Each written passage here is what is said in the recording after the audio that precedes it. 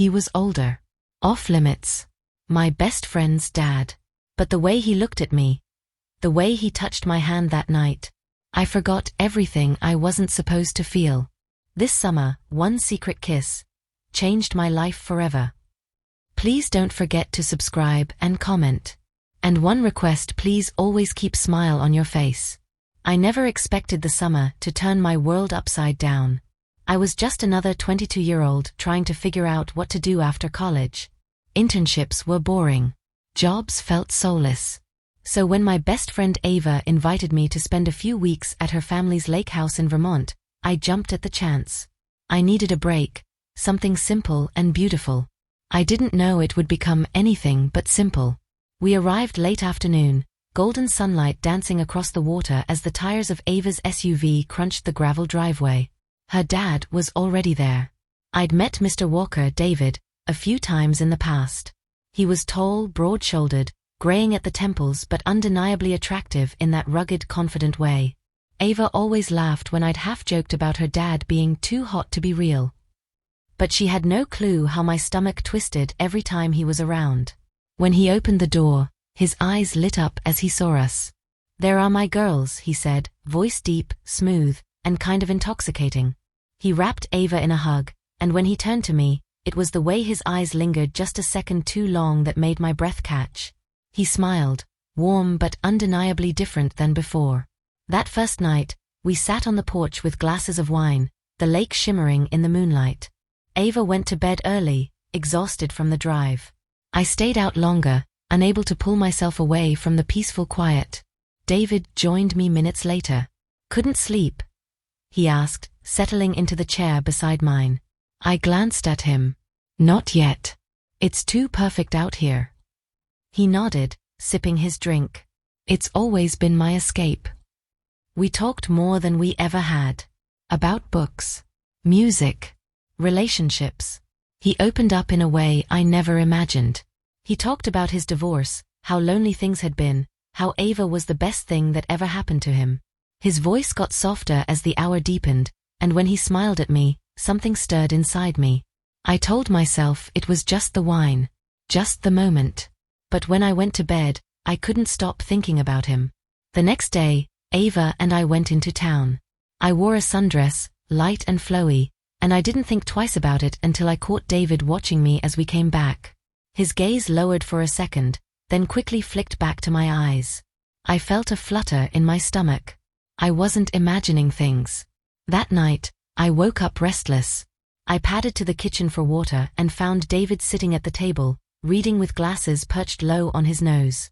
He looked up, and we both froze. He was shirtless, just flannel pajama pants hanging low on his hips. I blinked, trying not to stare. "Couldn't sleep?" he asked again, voice a whisper this time. I shook my head.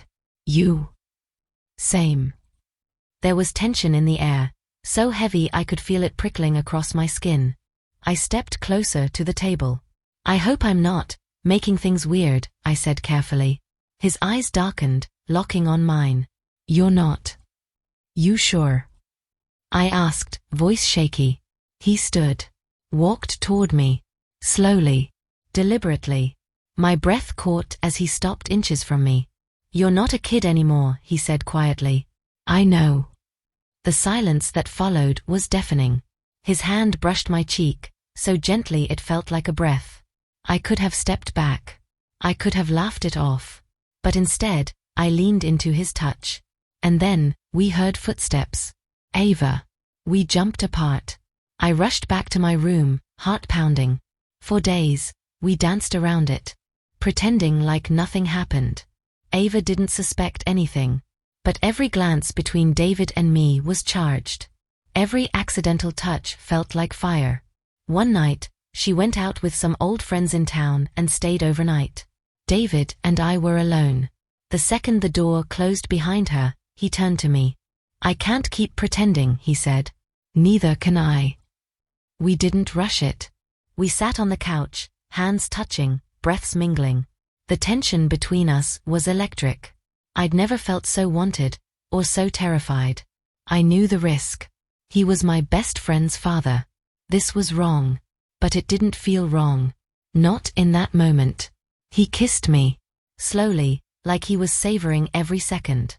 My entire body lit up. His arms wrapped around me, pulling me closer, making me feel small and safe and completely lost in him. We didn't go all the way. Not that night.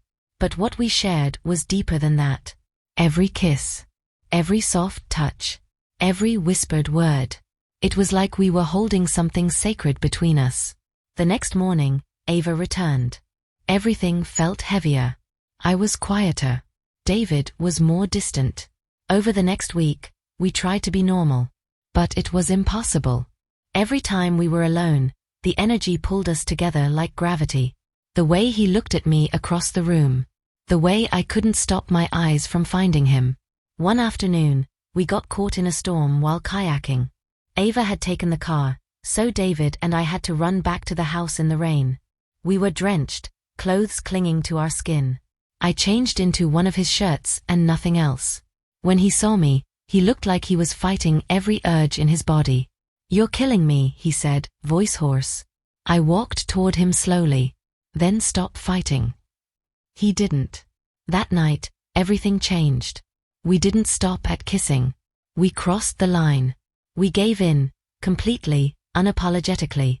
His touch was patient but intense, and mine was full of hunger I had buried for too long. We melted into each other, like we had been waiting a lifetime. There was no going back. The morning after was complicated. Ava knocked on my door before breakfast, cheerful and unsuspecting. Guilt washed over me, but so did something else, something dangerous and addictive. I tried to end it. I told David we couldn't keep doing this, that I couldn't betray Ava, but he looked at me like I was his last breath. "I didn't plan this," he said, "but I can't stop. I don't want to." Neither did I.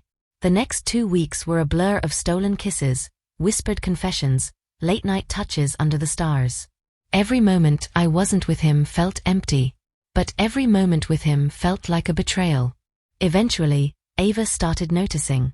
She caught the way David looked at me too long, the way I blushed when he walked into the room. "You two have been weird lately," she said one evening. I froze. "What do you mean?" "I don't know. It's probably nothing." She shrugged. "Just, he's my dad, you know? I wouldn't want anything to mess up our friendship." That crushed me. I didn't want to hurt her. But it was already too late. The night before we left the lake house, I told David it had to end. For real. That this summer was magic, but it couldn't survive the real world. He didn't fight me this time. He just nodded. "I understand," he said. "But you'll always be the fire I never expected." I cried myself to sleep. Months passed. I avoided Ava more than I should have. I didn't tell her the truth. I couldn't. Not yet. Maybe never. But I kept thinking of him. Of that summer. Of what we shared. One rainy November evening, I got a message. "I'm in the city. Just one coffee. Just to see your face." I read it 100 times. And then I replied, "Okay." Because no matter how much time passes, I know one thing. He was my friend's dad, but I still can't stop myself.